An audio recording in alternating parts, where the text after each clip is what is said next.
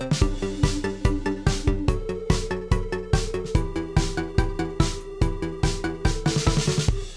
warm welcome to you all, wherever you are joining us from around the world. My name is Ashalulu Afemi, and this is Niger Fans Forum. This is where we discuss all things African football, footballing stories on the continent. James Agberebi and Kyle Dogundare, they are here, and of course, they've been the usual suspect. We've been doing this together. Guys, you're welcome to the show. Thank you, Femi. A pleasure as always. Thank you very much, Femi. Happy to be here. Okay, I know James and our producer had a very awesome weekend because, of course, Arsenal won their game against Everton, of course, on Sunday. But for Kyle, I wouldn't say that because Manchester United got bashed over the weekend, and it wasn't the best of time for AC Milan in the Milan derby. Kyle, how are you feeling today? I feel good. The weekend is gone. It's another week. So let's go and get them. Okay. All right, of course. Put the last weekend behind us. Okay, all right. Of course, that is what life is all about. Okay, let's get started, guys. We've seen the list of the Super Falcons that have been invited for the 2024 AFCON qualifiers. And of course, Sao Tome and Principe will be coming back to town once again. This time it will be their female team. And now the latest we're hearing is even the fact that Round the World Drums contract extends till October 1st, 2023. So it is not like what we heard that it had expired following Nigeria's elimination at the 2023 FIFA Women's World Cup. But in that list, of course, we saw Inadozie, of course, leading the pack. But in that list again, we saw Onome Ebi, and that has got a lot of people talking. James, let's get started. Though Onome Ebi hasn't come out to officially announce a retirement from the national team for the Falcons now, but a lot of people expected that with the World Cup over, we should begin to look forward, past some of these players. Of course, last week we saw out of nowhere Desiree Paranoze announcing a retirement at 29 from the team, and Onome Ebi, 40. How much game time did she even get at the World Cup, James? But she is in the list once again. Well, Femi, I don't know if you remember what I commented about Onome Ebi's inclusion in the team. Well, no doubt she has been a good servant for the Super Falcons. Way back in, she made her first World Cup appearance in 2003 in the USA. That was, I don't think some of the players currently invited for this game against Sao Tome were even born then. Born at that time. So I think she has played her dues, but I think the thing is you can't force somebody to, if she feels she can still, that's left for the coach. But for me, I think it's high time she started thinking of leaving the team. Even there was this issue that came up that she just joined one Ratel club or something. I've never heard of that. Yeah. Club before. I don't know the division they play. I don't know anything about that club. Even there was a time there she was accused of quickly getting registered with one local team just to because she was unattached then. So all kinds of issues surrounding her. So I don't know, like because even playing abroad, I think she has stopped playing abroad for some time, but like she just gets attached to a certain club that nobody know about. So for me, I think it's high time she starts thinking of leaving the stage. No disrespect to her, she has done well. She has been a good servant to the Nigerian female national team, like I said. And even at the last World Cup, she played a couple of games. But sometimes when you look at her performance when she got in, it's not as if the main job had already been done. So it's like you're just trying to help her to chase that record of being one of the oldest players to play at the World Cup. But from what I saw of Onome Ebi, I didn't really see much contribution. Even we started having doubts about our the friendly game, the 2-2 friendly game the Super Falcons had with Canada. If you remember, she was one of the reasons why the Super Falcons considered in the second. No, they played twice.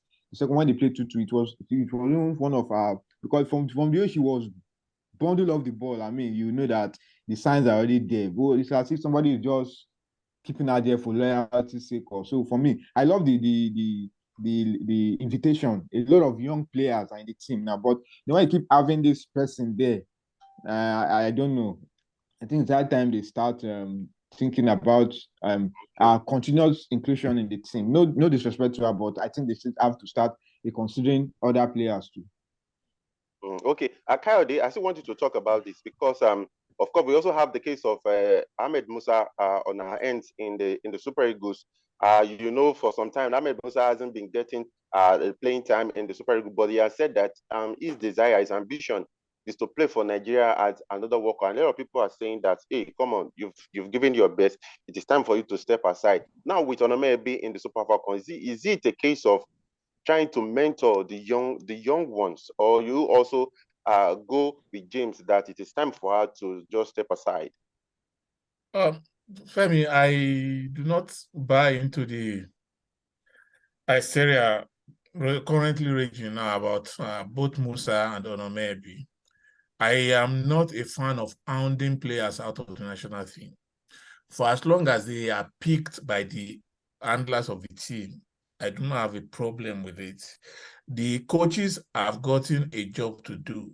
If they believe that these players have what they want, then so be it. I don't have a problem with them being in the team as long as the coaches want them, because these players will not pick themselves. They need the coach to pick them. And as long as the coaches who have been given the job to do decides to pick those players, I don't have a problem with it. And I think it is very, very uncharitable of us to believe that we can chase these players out of the team. Fine, we cannot continually be loyal to them for the rest of our lives, but if we have given a job to the coach, why don't we allow him to do it? If he believes these players are the best that he needs, let him have them. I don't have a problem. Where I will have a problem with him, let me quickly say, is if he takes those players to a match or a competition and he does not use them. That's where I will have a problem with him. Which, like something similar to the World Cup. Exactly. If you're going to take them, you're taking them because you think they have something to contribute to the team. So when you now get to the competition and you keep them on the bench, then that means you have wasted that slot, which a younger player would have used. So for me, as long as you're playing these players, I don't have a problem. I will not be a party to asking them to leave. But if you don't play them, that's where we have a problem. Okay, so maybe another record goal scoring spree is looming for the Super Falcons because they'll be playing Sao Tome in Lagos on Friday, this week, Friday. And of course, the return leg will take place on the 26th of September. And before the Super Falcons, if they win that tie, of which against all odds, everyone will expect them to go all the way. Because Sao Tome, of course, like I always say that there are still minors in football, though a lot of people disagree. But after this tie, oh, Kaide, you're still standing by your objection, right? Yeah, they are minnows. They are minnows. So in this case, Sao Tome is another minus to the Super Falcons. Yeah, they are. Okay, so we expect the Super Falcons to win this time.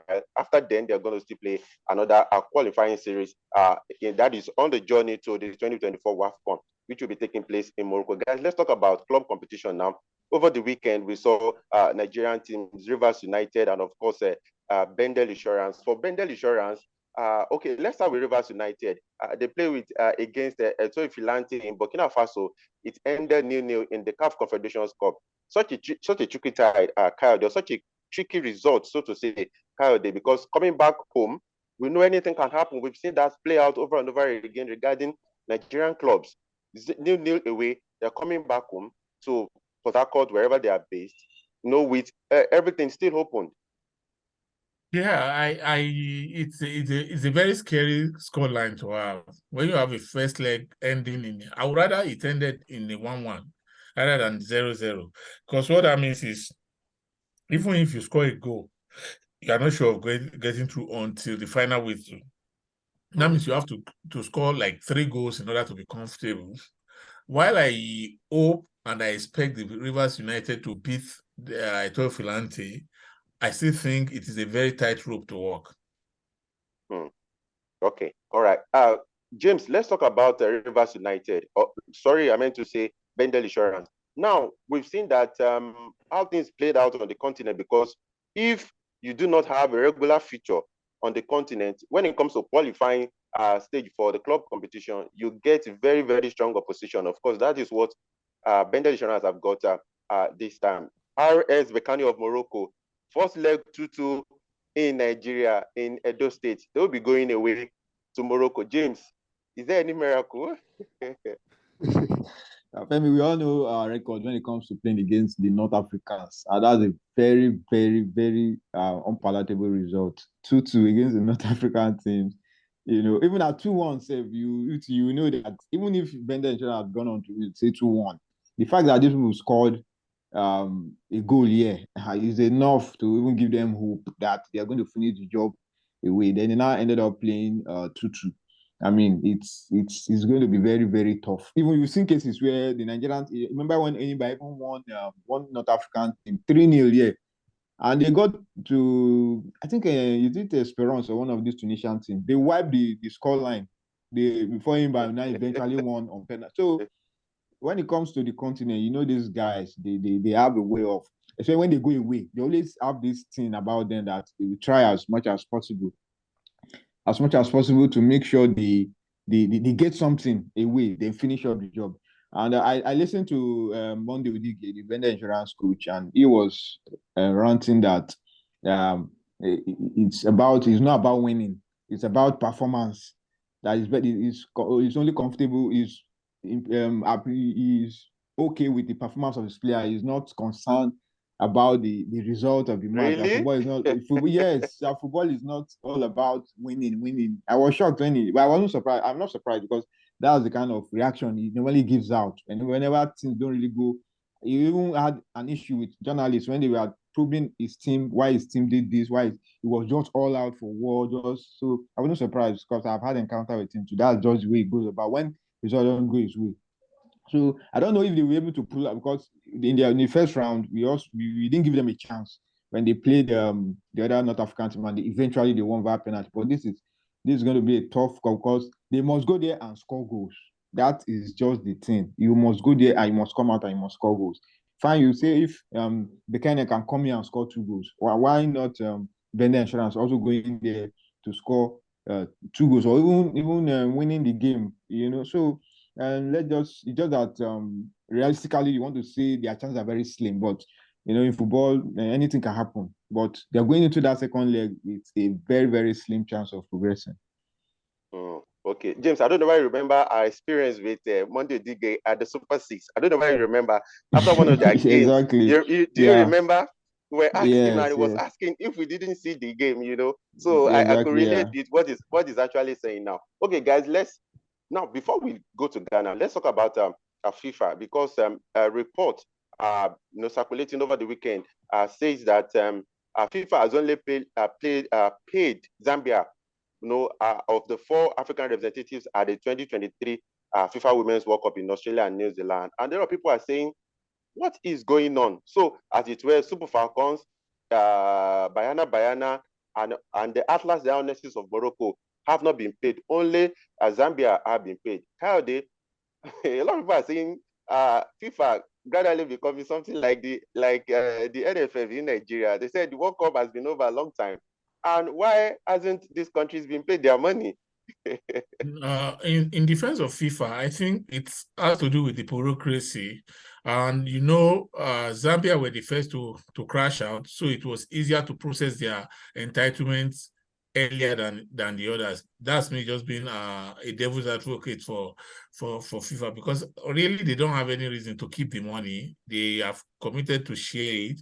They have announced it publicly, so they will not now renege on that. So for me, I think that's just basically what has happened, and hopefully the girls will get their money as soon as possible.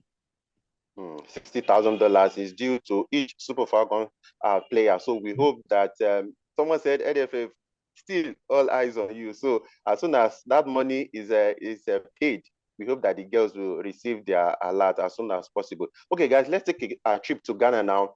Let's talk about the Black Stars preparation for the 2024 AFCON, like some people call it, in Cote d'Ivoire. Now, a Ghana football legend, Mohammed Polo, is saying that Ernest Nuamah and Mamadou Kudus can lead the Black Stars to victory in that tournament. But let's look at it. I think it goes beyond that. But he's saying that And I read this quote. He said the telepathy between these two players could propel Ghana to AFCON success in Cote d'Ivoire and will have a massive impact in our bid to qualify for the World. He said it is very rare for Ghana to have these two kinds of players on one team at a time, but we are blessed to have this duo who are not just creators, but scorers. Of course, we saw Ernest Nuamah, what he did in the game against Central African Republic, and of course in the subsequent friendly against Liberia. James, do you share that sentiment? Will it be okay? Will it be enough? Because the Black Stars have Ernest Nuamah and of course Mohammed Kudus in their team. Would that be enough to prepare the Black Stars to victory in Cote d'Ivoire next year? No, it will just be one of the weapons to use, but not necessarily the just these two guys. You don't just win major tournament based on relying on the two players. Fine, they are very fantastic players, but other people have to come to the party. That is just the way it is. Other people, because you don't expect them to give you 5-star performance in all the games from the group stage to the knockout up to the final if they eventually get there. So because you're going to meet very sound, strong teams, so putting all your eggs in one basket, relying on only these two, I mean, it's not going to take you anywhere. The Blasters is loaded with fantastic players, other players too, who you expect to come to the party and help this team. We've been talking about them not having a good number 9. So I mean, the still issue goes to show that there are still issues to be sorted out. The good thing is somebody like Kudus, who is not even a forward but can score goals and also create. I mean, that's a very good thing to have in a team. And also Nuamah too. So it's just for others to come to the party to aid the team. And I hope that the issues that have been going on off pitch, the officials, or what they've been saying about the coach. I hope all these things will not come and derail the plans, for the AFCON. So for me, with what we saw at the last World Cup, I mean, it's enough reason to have hope in this Black Stars team. I mean, they showed they didn't get out of the group stage, but we talked about goalkeeper that has been solved. Then some other aspect too.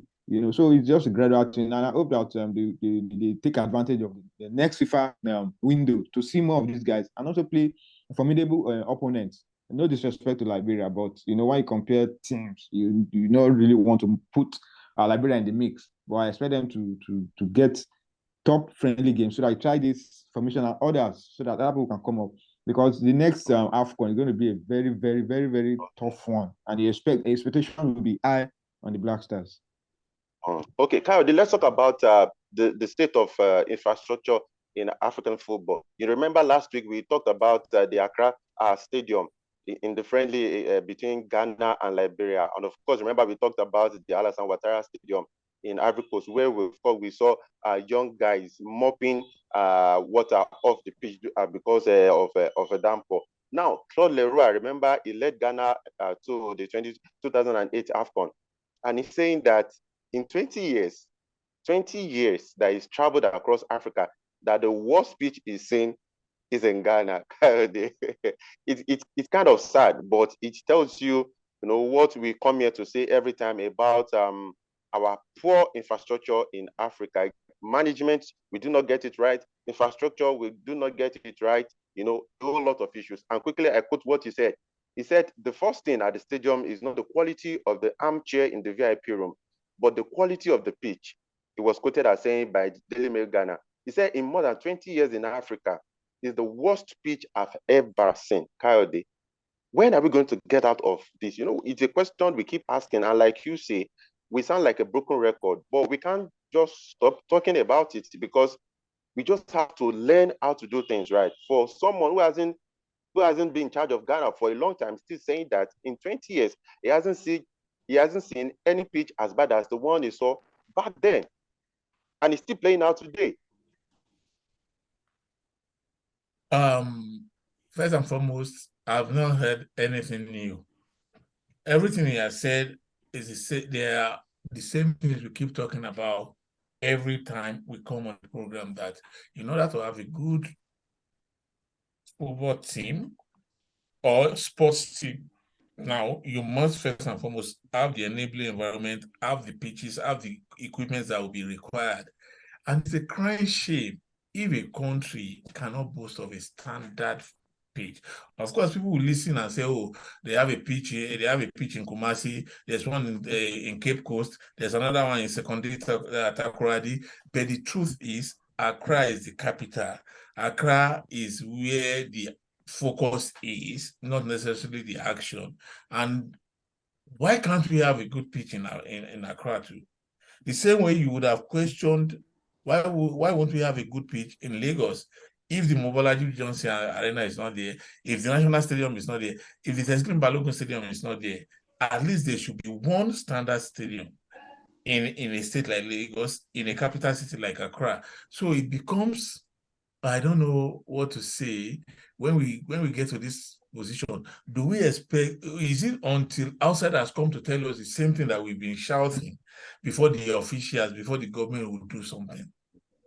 Some people are being paid to be taking care of those facilities, Femi. Don't be surprised. Some people are being paid to take care of those facilities. Why wouldn't they do their job? Why wouldn't they do their job? I mean, who are those monitoring them? Who are those supervising them? That's the point. Is it not shameful that we have a pitch we cannot manage? If you cannot manage a pitch, you cannot manage a state. You cannot manage a country. It's so sad.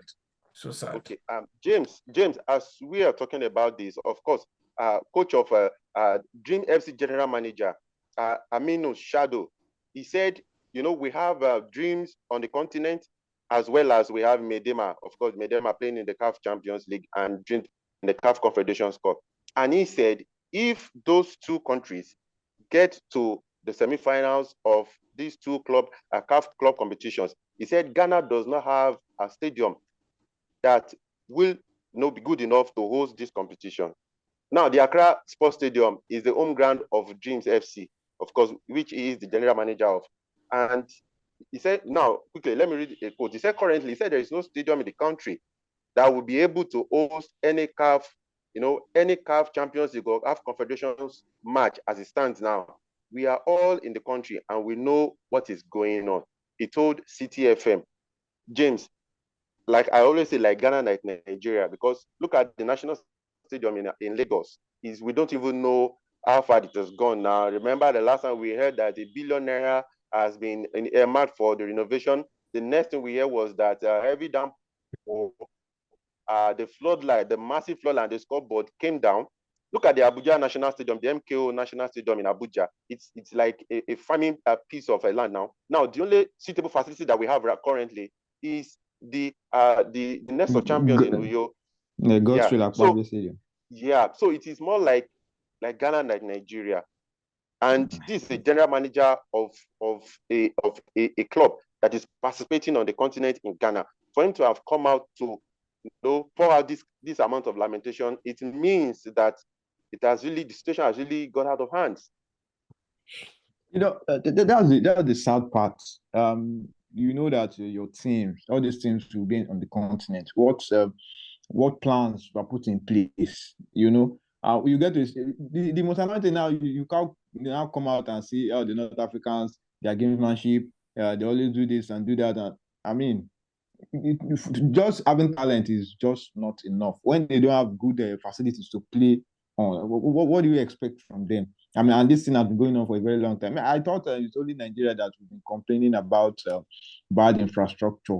I didn't even know that in Ghana too, they are even worse. There was only one league game I saw. I watched. Sub-Saharan West Africa, and it is like that. It is across board in Sub-Saharan West Africa. Yeah, I watched the league game in the Ghana professional league. Femi, I've never, as bad as Nigeria's facilities can be. That one was. I don't think any Nigeria. I've never seen any Nigerian pitch that bad. So it goes to show that things are not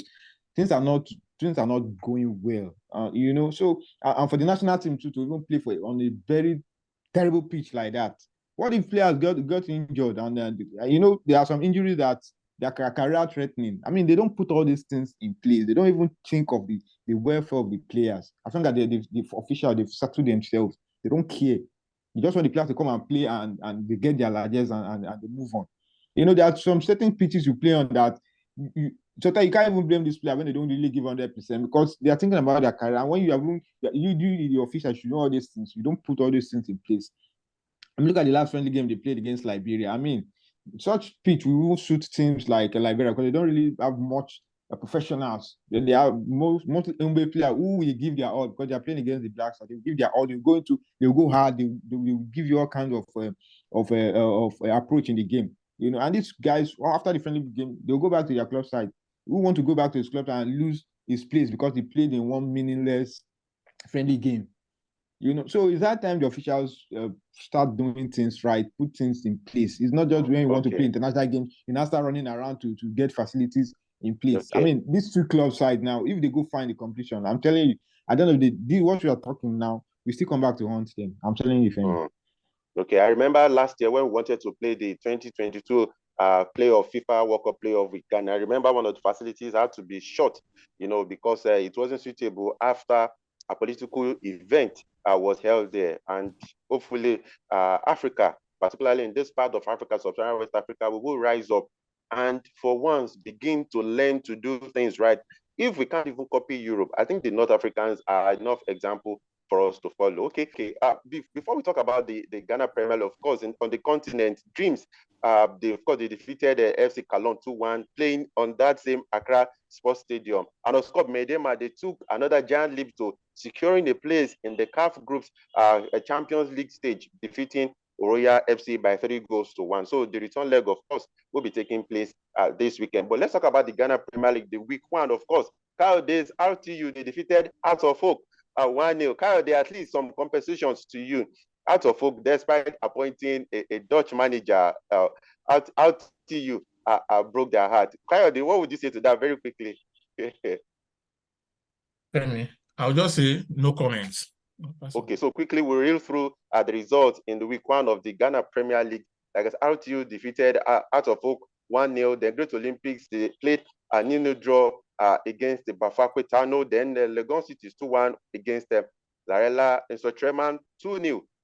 They won against Beckham. Then Samatex FC 1-0 against Edwana Stars. Remember Edwana Stars, they were close to winning the title last season. Then Berekum Chelsea defeated Bibiana Gold Stars 2-0. Ashanti Kotoko again, with all the preparations that Ashanti Kotoko and Hearts of Oak have had ahead of the season, I'm surprised that they didn't get the desired result. Ashanti Kotoko playing at home, they played a goalless draw against Hearts of Lion. Maybe the Lions, the roar of the Lion actually scared them. Medema versus Accra Lions and Dreams versus Nations were postponed because of the two teams' participation on the continent. Unfortunately, this is where we have to draw the curtain on today's episode of Nigeria's Fans Forum. Guys, thank you so much for coming through on the show. Thank you so much. Thank you, Femi. See you next time. Thank you very much. Okay, so we keep our fingers crossed as the Super Falcons begin to come into the country for the qualifiers for this game against Sao Tome and Principe. The first leg will be taking place in Lagos on Friday, then the second leg on the 26th in Sao Tome. We expect the Super Falcons to, it should be a whitewash. Maybe the tail need the Super Eagles gave Sao Tome in the first leg last year should just be a child's play. Sao Tome, where the Super Falcons stand. Okay, we'll see how that pans out. Thank you so much, everyone, for keeping faith with Nigeria's Fans Forum. Please, if you are just joining this part for the first time or watching our video for the first time, please click on that notification button so that you get our video as soon as they drop. Please, whatever you want us to know, put it in the comment section. We'll see you all later in the week. Bye for now.